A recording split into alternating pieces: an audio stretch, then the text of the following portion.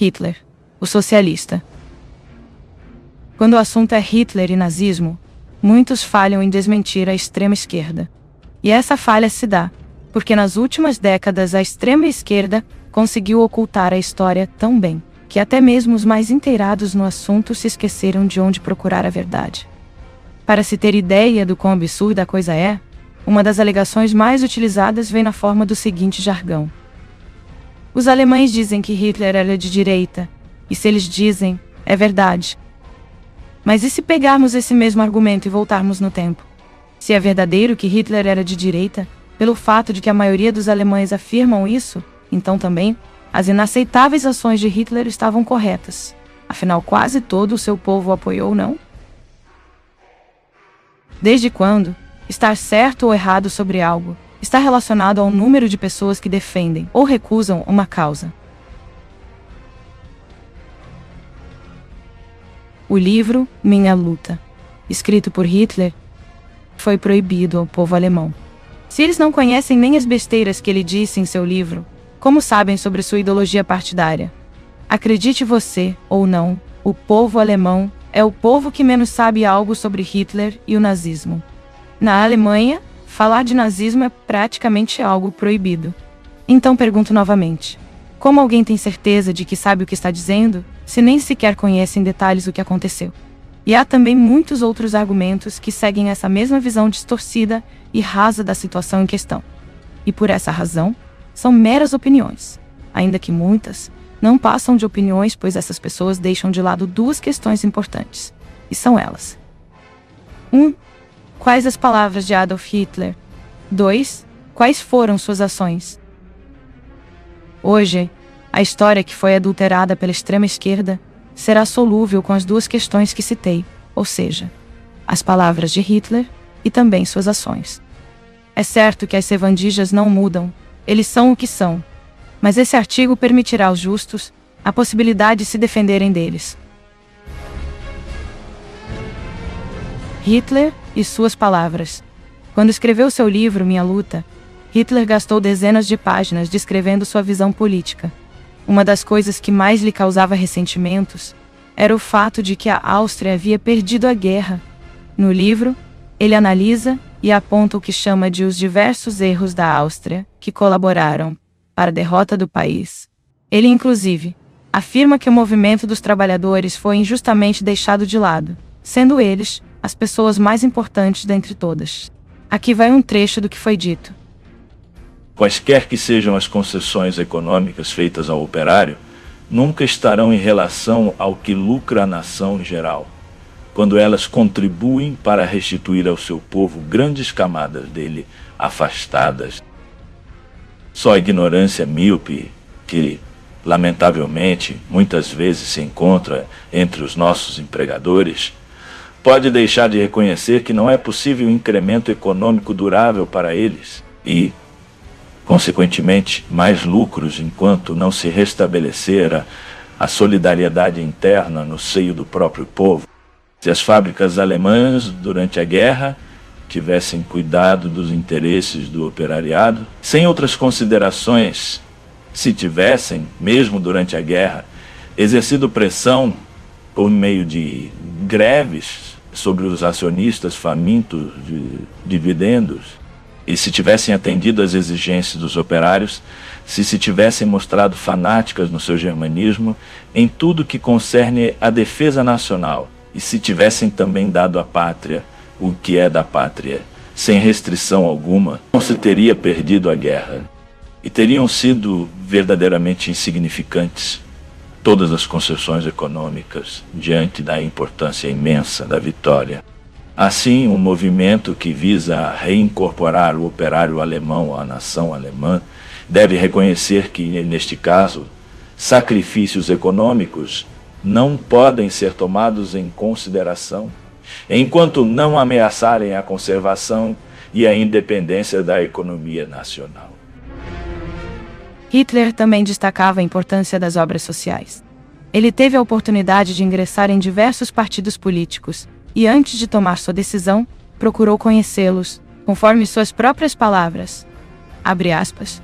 Alguns tinham nacionalismo demasiado e socialismo algum, e outros tinham socialismo demasiado e nacionalismo algum. Esse fato lhe dava a mesma visão que a extrema-esquerda tem na atualidade quando o assunto é pobre e rico. Ouça mais uma de suas falas. Não sei o que é mais desolador. A indiferença pela miséria social que se nota diariamente na maioria dos que foram favorecidos pela sorte ou que subiram pelos seus próprios méritos. Ou a afabilidade soberba, importuna, sem tato, embora sempre compassiva, de certas senhoras da moda que afetam sentir com o povo. Essa gente peca por falta de instinto mais do que se pode supor. O resultado de suas atividades sociais é sempre nulo, frequentemente provoca repulsa, e interpretam isso como prova da ingratidão do povo. Eu poderia continuar listando muitas outras de suas falas, mas vou encerrar essa parte com uma que chama muito minha atenção. Nela, ele confessa que a Alemanha só poderá ser restaurada por etapas, e que a primeira é a elevação social do povo. Ele crê firmemente que se isso não for feito, não será possível o país se sustentar. A educação nacional das grandes massas só pode ser realizada depois de uma elevação social. É só por meio desta é que se prepara o terreno que produz as predisposições que permitem ao indivíduo compartilhar dos bens culturais da nação. Compartilhar dos bens culturais da nação e elevação social. Pois é, isso se chama socialismo. Mas a história não acaba aqui. Em 1923, o jornalista George Sylvester entrevistou Hitler em sua casa. Nessa mesma entrevista, alguns pontos relacionados ao socialismo foram levantados pelo jornalista. Adolf Hitler acreditava que Marx havia roubado para si o socialismo, e ele pretendia tomá-lo de volta. Aqui vai uma pequena parte dessa entrevista. O socialismo é a ciência de lidar com o bem comum. O comunismo não é socialismo. O marxismo não é socialismo. Os marxistas roubaram o termo e confundiram seu significado. Vou tomar de volta o socialismo dos marxistas. O socialismo é uma antiga instituição ariana e germânica. Nossos ancestrais alemães mantinham certas terras em comum. Eles cultivavam a ideia do bem comum e o marxismo não tem o direito de se disfarçar de socialismo. Em conclusão, podemos dizer que Hitler sempre deixou claro sua posição e que o nazismo é uma espécie de socialismo local. É um socialismo fechado ao povo nativo. É o Estado em prol dos alemães, conforme ele afirma nesse texto. Poderíamos ter nos chamado de Partido Liberal, mas escolhemos nos chamar de nacional-socialistas. Não somos internacionalistas, nosso socialismo é nacional. Exigimos o cumprimento das justas reivindicações das classes produtivas por parte do Estado, com base na solidariedade racial, pois para nós, Estado e raça são um só. Antes de encerrar esse capítulo, observe que ele disse: poderíamos ter nos chamado de Partido Liberal, mas escolhemos Nacional Socialista. Hitler deixa claro que o nome do partido reflete seu pensamento. Ele escolheu e ainda comparou, mostrando total consciência de sua escolha. O contexto disso é muito importante, pois aqui temos a confissão de que nada foi feito sem pensar. Mesmo não tendo mostrado todas suas falas e discursos, já temos observado o suficiente para pesar tudo isso em uma balança. Então agora nos falta medir seus feitos. As ações de Hitler. Quais foram suas obras sociais? Se alguém se declara socialista, deve ter no mínimo a intenção legítima de realizar obras sociais. Hitler não permaneceu só nas intenções. Ele realmente fez com que o Estado tomasse para si causas socialistas. Algumas foram extremamente ambiciosas mesmo após o fim da guerra, e mesmo após diversos bombardeios em Berlim, suas obras continuam de pé. Mas vamos por partes. Uma das ações sociais tomadas pela responsabilidade dos Estados são os orfanatos. Antes, eles eram geridos por instituições privadas, muitas delas religiosas. Hitler passou toda a responsabilidade ao Estado. Ao invés de freiras, enfermeiras cuidadoras receberam designação para cuidar de crianças órfãs. Ao invés de doações e caridade, o Estado bancava a alimentação, a saúde e educação dessas crianças. Para os alemães, isso era uma novidade.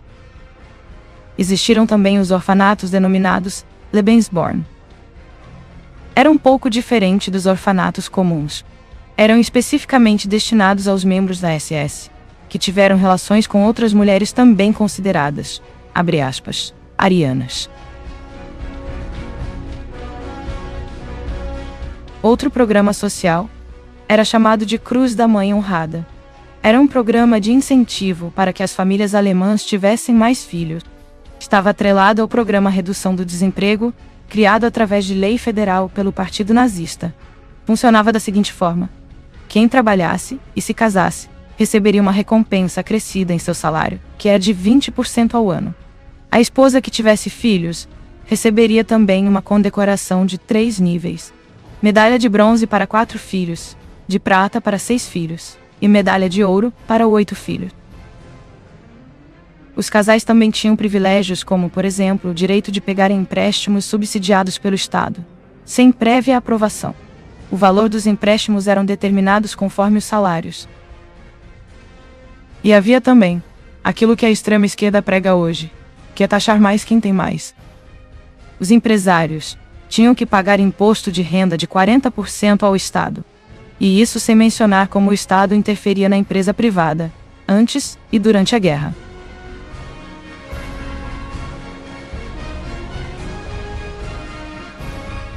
Os conjuntos habitacionais, como conhecemos aqui no Brasil, eram uma inovação nazista para os alemães. Havia um conjunto habitacional para as famílias de soldados que se destacavam. Mas isso não era nada perto do ambicioso plano de moradia popular para alemães de baixa renda. A ideia era acabar com os guetos. E para isso, Hitler pediu um plano de moradias sociais.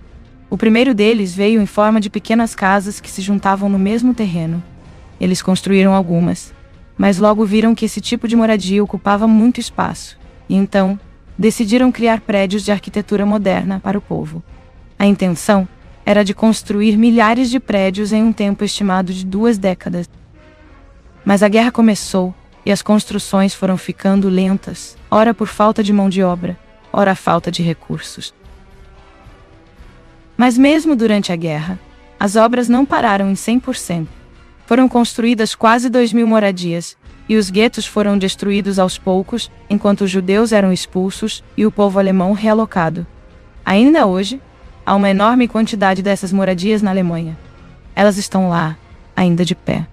Não pertencem mais aos antigos donos, o povo ou o Estado. Em algum momento na história pós-guerra, se tornaram parte da iniciativa privada.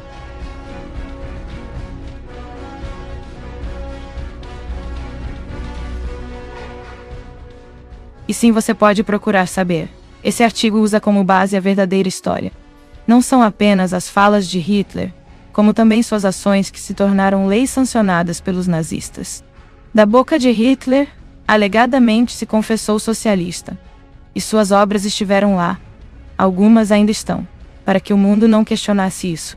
O interesse da atual extrema-esquerda em negar a história não é por sentir vergonha do passado. Eles não se envergonham disso. É que a mentira é a mais eficaz de todas as armas modernas que eles possuem. Ela molda mentes, doutrina e destrói tudo que toca. É o famoso serviço sujo com mãos limpas. Até porque mandar seus adversários para uma câmara de gás, hoje, já não é possível. Mas acredite, a mentira também é capaz de dizimar. Então sim, Hitler era socialista. Pode não ser o socialismo que alguns gostam, mas ainda assim, socialismo. Basta lembrar que marxismo, leninismo e maoísmo derivam uns dos outros e que mesmo assim, continuam sendo aquilo que são.